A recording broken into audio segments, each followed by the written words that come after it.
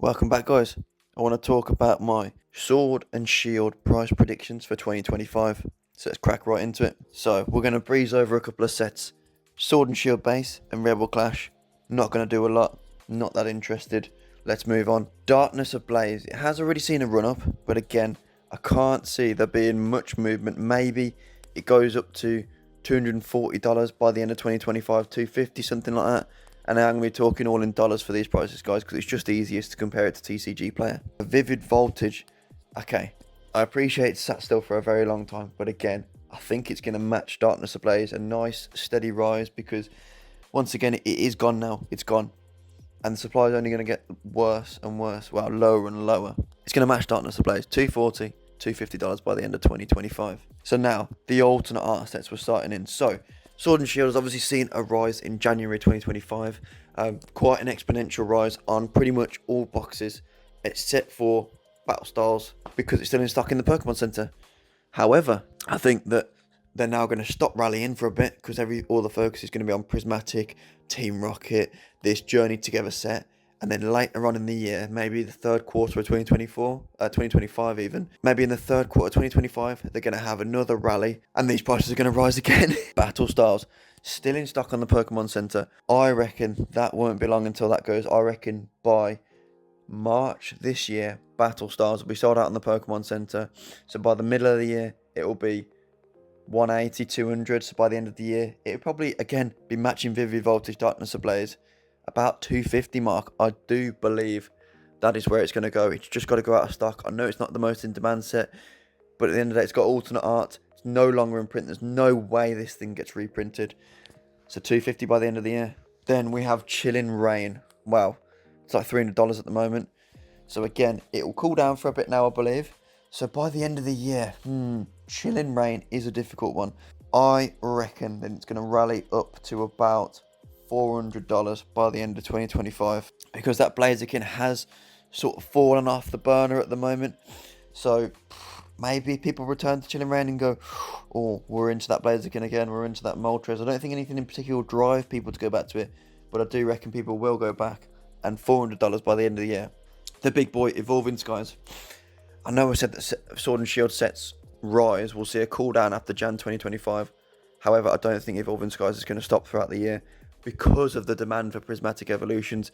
I think that box is just going to keep bringing people back to it.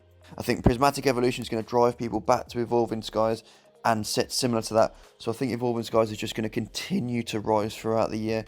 It's like $1,300 now. So I could see it being $1,800 at a push, maybe $2,000 by the end of the year. I really do think Evolving Skies is just going to keep on riding this wave. I mean, the Moonbryon, if that doesn't stop, the box is never going to stop, is it? So if that keeps rising, it's what, a 2.4k in a PSA 10 and something like 1.3 in a raw card. It's going ridiculous. The Evolving Skies has got the highest set value out of any Sword and Shield set. It's got higher set value than a Team Up. So I don't see why it's not just going to keep going to the moon. Is it too late to get in? I mean, you still got rises left in it, but is there probably better places to put your money to double it? Because if you want to double your money, you got to get Evolving Skies to above 2k. It's more likely something else is going to double. But I do think 1.8, potentially 2k on the bullish side by the end of 2025.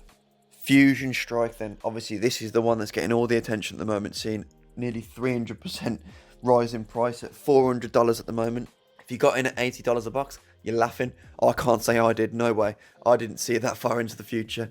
However, again, I do believe it's going to cool down now, and then maybe by the end of the year, it'll see another little rush to $500. I can't see it going this crazy again. I can see it rising again, but, you know, it's done its massive run up, so I can see it just steadily rising then in the last quarter of 2025 up to about $500. Brilliant Stars. The one thing I think Brilliant Stars is waiting for is a run up on that Charizard card. As soon as that comes, that box is going to explode even further. So I do believe that run-up will come in 2025. So if that Charizard doubles in price, let's say, Brilliant Stars, by the end of the year, it's going to be $400, I reckon. It's about $280 now, is it something like that? $400 by the end of the year is my price prediction.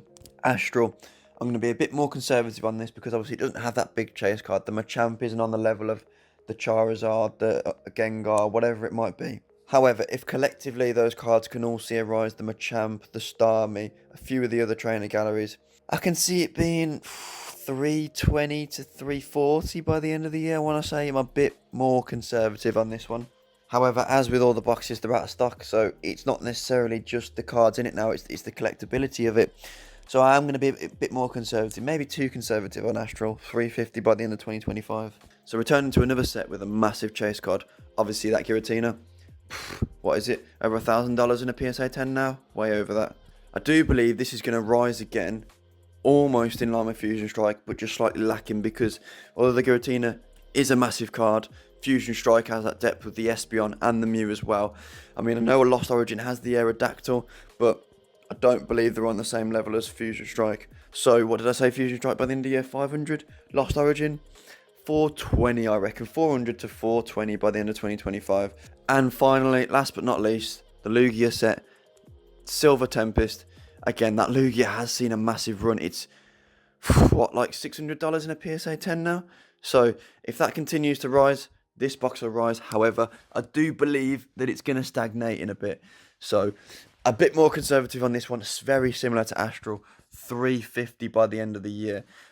Yeah, not as bullish on Silver Tempest as I am with a lot of the other sets. And that is reflected in my price predictions. Anyway, thank you very much for watching, guys. That's my predictions for Sword and Shield main sets, the booster boxes. Let me know if you agree or disagree on any of these prices in the comments down below. Thank you very much for watching, and I'll see you in the next one.